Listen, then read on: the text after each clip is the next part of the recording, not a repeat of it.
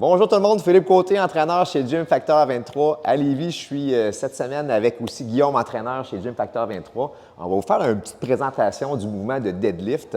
Pourquoi le deadlift? C'est parce que c'est un mouvement qui est quand même assez challengeant. Puis avoir une bonne base au moins pour savoir comment commencer l'exercice, ça serait important.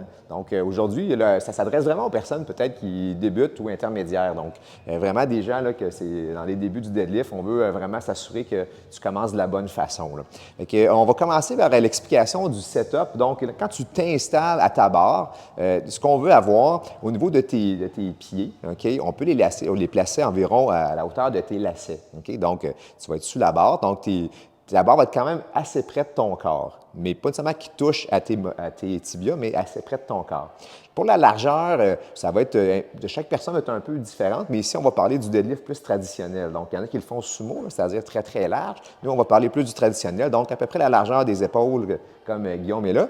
Quand Guillaume va saisir sa barre, il va venir placer ses pouces, lui, ça lui donne son repère pour chaque côté. Donc, quand il va engager les fessiers et les pousser les genoux vers l'extérieur, la barre va venir s'accoter dans ses bras. Okay? Et ensuite, autre chose, lorsque tu vas vouloir démarrer ta barre, tu vas vouloir essayer de t'engager au niveau des lattes, donc au niveau des lattes sur le côté, puis aussi au niveau des fessiers. Donc, ça, c'est vraiment ton engagement de barre. J'aimerais ça, Guillaume, qu'on montre peut-être l'erreur qu'on parlait tantôt la plus. Les gens, ce qu'ils vont faire, c'est qu'ils vont vraiment donner un coup pour tirer avec la barre.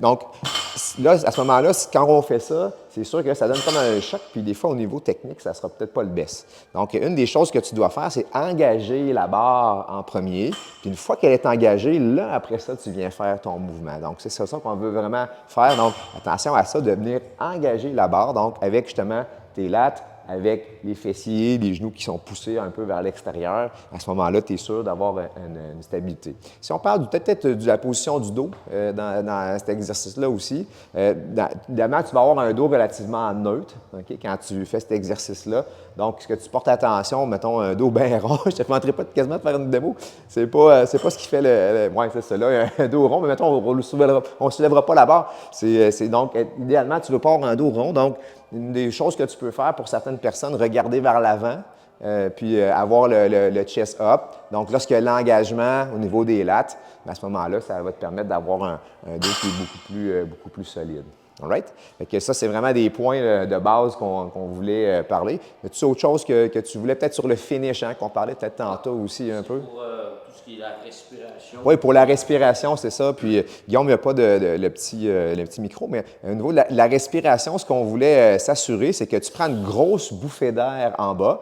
Ce qu'on essaie de faire, c'est de créer une pression intra-abdominale. Donc, on essaie de créer une pression qui va te donner du support au niveau de ton lombaire, surtout. Donc, dans cette position-là, grosse bouffée d'air dans le bas, puis tu viens faire ta sortie d'air jusqu'en haut. OK, ça, c'est ici, exemple, on se disait que ça, c'est la technique si tu fais une répétition en force.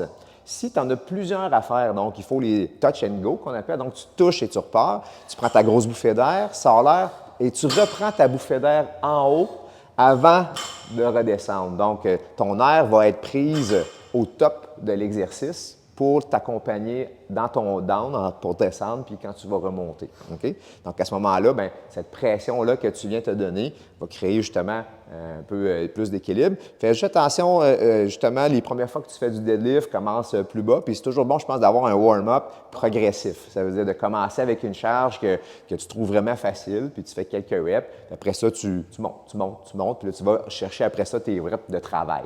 Donc, si tu avais, je ne sais pas, mettons, des séries de 3 à faire, bien, tu fais plein de séries de 3 ou un petit peu plus avec plus léger, puis tu montes, jusqu'à temps que tu arrives à ton top 7 à la fin.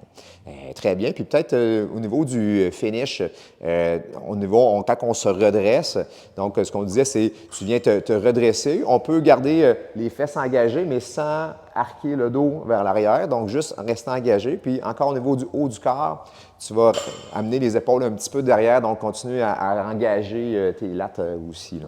Donc, ça fait quand même beaucoup d'informations. Tu sais, pour le moment, je pense que juste si vous faites à peu près ce qu'il y a là, ça va déjà être bien. Puis même, je viens de penser à un dernier point, là, au niveau de où la barre va voyager. La barre doit rester relativement près de ton corps, OK, quand tu montes. Parce que si la barre, puis c'est bien, on va le faire de côté un petit peu plus, ce que tu veux une barre qui longe ton corps, qui reste le plus près possible de toi.